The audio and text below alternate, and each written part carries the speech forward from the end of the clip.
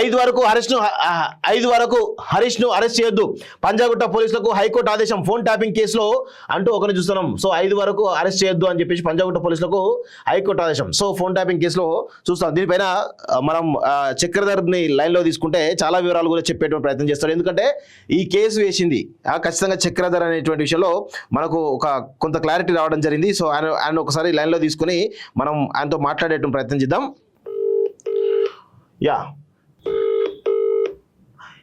పంజాగుట్ట పోలీసులకు హైకోర్టు ఆదేశం అని చూస్తాను. ఫోన్ ట్యాపింగ్ కేసులో మాజీ మంత్రి హరీష్ రావుకు మరోసారి హైకోర్టు ఉరినిచ్చింది. ఫిబ్రవరి 5 వరకు అరెస్ట్ చేయవద్దంటూ న్యాయస్థానం పంజాగుట్ట పోలీసులకు ఆదేశాలు ఇచ్చింది. పంజాగుట్ట పోలీస్ స్టేషన్ నమోదైన ఫోన్ ట్యాపింగ్ కేసు ఎఫ్ఐఆర్ ను కొట్టివేయాలంటూ బీఆర్ఎస్ ఎమ్మెల్యే హరీష్ రావు దాఖలు చేసిన క్వాష్ పిటిషన్ పై హైకోర్టులో సోమవారం విచారణ జరిగింది అంటూ మనం చూస్తున్నాం. సో దీని గురించి మనతో పాటు మాట్లాడడానికి చక్రధర్ గారు లైన్లో ఉన్నారు. అన్న నమస్తే. నమస్తే అన్న. ఫ్రీ ఉన్నారా? మీరు లైవ్ లో ఉన్నారు ప్రస్తుతం? చెప్పండి. అయితే 5 వరకు హరీష్ ను అరెస్ట్ చేయొద్దు అంటూ హైకోర్టు ఒక ఆదేశం జారీ చేయడం జరిగింది. దానికి సంబంధించిన అది మీ కేసేనా? ఇంకా మరి దానిలో ఏ పరిణామాలు జరుగుతాం ఫోన్ ట్యాపింగ్ కేసులో? అంటే సుప్రీంకోర్టు అడ్వకేట్ సిద్ధార్థ లూత్రా గారు రావాల్సి ఉన్నది. ఓకే. సో వచ్చే నెల 5 వరకు టైం అడిగాము. ఓకే. ఎందుకంటే హరీష్ దీంట్లో క్వాష్ చేయండి, నేను అమాయకుని, నాకు ఏం తెలియదు, నేను ఏం నేరం చేయలే అంటున్నాడు. అవును. కానీ ఆధారాలతో సహా ఇంట్లో ఉన్న 16 ఫోన్లు ట్యాప్ అయినట్టు నిర్ధారణ జరిగింది. ఓకే. మా అడ్వకేట్ ఎవరైతే శరత్ అని గతంలో మీకు తెలుసు కదా, శరత్ గారు. అవును అవును. వారి ఫోన్ కూడా ట్యాప్ జరిగింది. ఓకే. అంటే నాకు అనుమానం ఉన్న నంబర్లు, నాతో సన్నిహితంగా ఉన్న వాళ్ళ నంబర్లన్నీ నేను ఇవ్వడం జరిగింది. వారు చెక్ చేసి 16 నంబర్లు నల్ల అడ్వకేట్ తో సహా అందరి ఫోన్లు ట్యాప్ అయినాయి. సో ఈ ట్యాప్ చేయాల్సిన అవసరం ఈయనకే ఉంది. సో నేను కొంత కాల్ డేటా కూడా ఇవ్వడం జరిగింది. చాలా ఇంపార్టెంట్ డేటా ఇచ్చాను. వారు కొంత లాయర్లను పెట్టుకొని, సుప్రీంకోర్టు లాయర్లను పెట్టుకొని ఏదో తప్పించుకుందామనే ప్రయత్నంలో ఈ సాగతీత ధోరణి జరుగుతుంది. కానీ 5 తారీఖు నాడు ఖచ్చితంగా ఈయన పైన చర్యలు ఉంటాయని మేము బలంగా నమ్ముతున్నాం. 100% హరీష్ రావు ఫోన్ ట్యాప్ చేశాడు. ఇప్పుడు కొత్తగా ఏం ఆరోపణ చేస్తుందంటే చక్రధర్ అనే వాడికి నేర చరిత్ర ఉందని చెప్పేసి ఈయన అఫిడవిట్ లో చూపించడం జరిగింది, పిటిషన్ వేయడం జరిగింది. ఈ నేర చరిత్ర తయారు చేసింది ఎవరండి? ఈయననే కదా. అవును. ఈ నేర చరిత్ర తయారు చేసినవానే కదా అన్యాయంగా నాగం చేసినావు, సమాజంలో మనం తలదించుకునేలా చేసినవనే కదా నేను ఇవాళ నీ మీద తీసేశాను. అవును. సో ఇది ఫ్యాక్ట్. హరీష్ రావు చెప్తున్నాయి అన్ని అబద్ధాలే ఉన్నాయి. ఓకే. అంటే ఈ కేసులో రీసెంట్ గా విచారణ సంస్థలు ఏవైతే ఉన్నాయో, విచారణ సంస్థలు దాదాపు 400 మందికి నోటీస్ ఇచ్చారు తెలుస్తా ఉంది. అంటే రీసెంట్ గా చూస్తాను. సో దీనిపై మీకు ఏమైనా అవగాహన ఉందా? అంటే ఎక్కడ దాకా ఈ కేసు ఎక్కడ వరకు పోయేటువంటి అవకాశం కనబడతా ఉంది? ఇప్పుడు శ్రీనన్న గారు, మీరు ఒక్క విషయం చెప్తాను. యాక్చువల్ గా పోలీసులు ఒక్క విషయాన్ని చాలా ఇగ్నోర్ చేస్తారు. ఓకే. నేను ప్రభుత్వం నుండి మాట మాట్లాడద్దు, బట్ చెప్తాను ఏంటంటే ఈ ట్యాపింగ్ అనేది మన రాష్ట్రంలోనే కాదు. మీరు 400 మంది ముచ్చట చెప్తున్నారు, నేను బలంగా చెప్తున్నా పక్క రాష్ట్రం ముఖ్యమంత్రి ఫోన్ కూడా ట్యాప్ అయింది. జగన్మోహన్ రెడ్డి కాదు, ప్రస్తుత చంద్రబాబు నాయుడు. అప్పుడు సఖ్యతగా ఉన్నారు ఎవరు?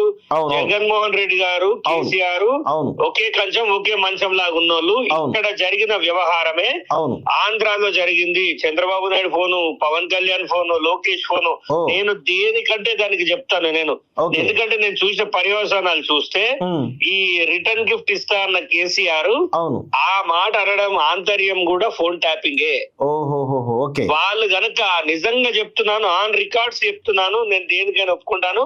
ఒకవేళ ఆంధ్రప్రదేశ్ గవర్నమెంట్ ఒకవేళ తెలంగాణ సీఎం గారికి ఒక విన్నపం చేసుకొని మా ఫోన్లు ట్యాప్ అయినాయా చెక్ చేయండి అంటే ఇది అతి భారీ జరగబోతుంది. మీరు దీన్ని ఖచ్చితంగా మీ మీడియాలో వెయ్యాలి.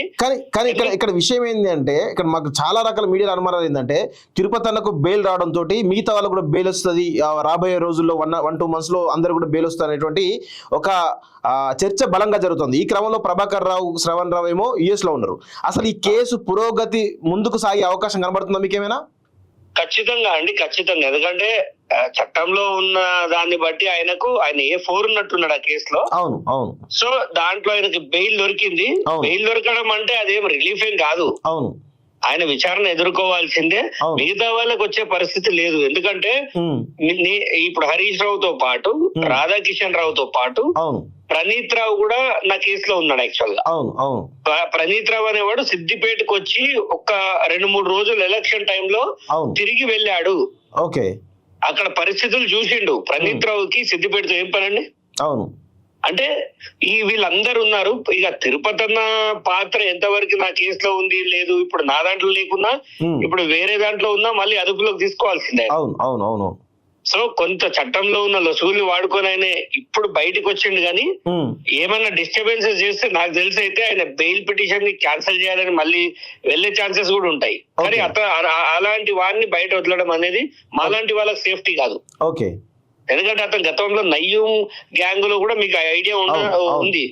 ఆయన మీద ఆరోపణలు వచ్చినాయి. అలాంటి వాడు బయట ఉంటే ఫోన్ ట్యాపింగ్ కేసులు పెట్టిన వాళ్ళు మాలాంటి వాళ్ళు సాక్షుల పరిస్థితి ఉందండి. అవును, అది పరిస్థితి. ఓకే, అంటే ఈ కేసులో కేంద్ర ప్రభుత్వం ఎందుకు సీరియస్ తీసుకోవడం గల కారణాలు ఏంటి అసలు?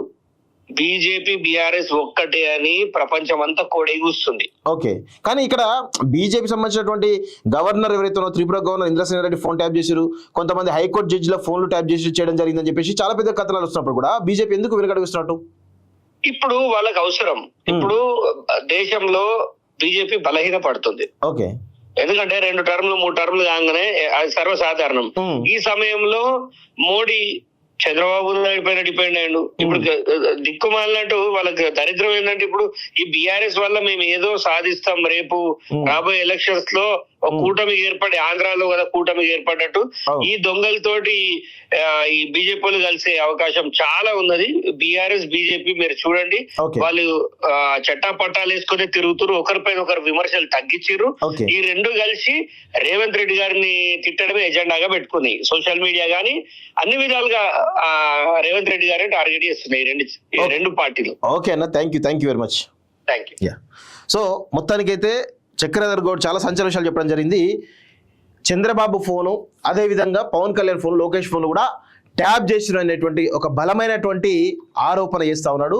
సో దీనిలో ఆంధ్రప్రదేశ్ ప్రభుత్వం కనుక ఈ తెలంగాణ ఉన్నటువంటి పోలీస్ విచారణ సంబంధించిన సంస్థకు కనుక లేఖ రాస్తే దీనిపైన కూడా చాలా పెద్ద ఎత్తున చర్చ జరిగేటువంటి అవకాశం ఉందని చెప్పేసి చాలా భారీ బ్లాస్ట్ చెప్తున్న విషయం మనం చూస్తూ ఉన్నాం.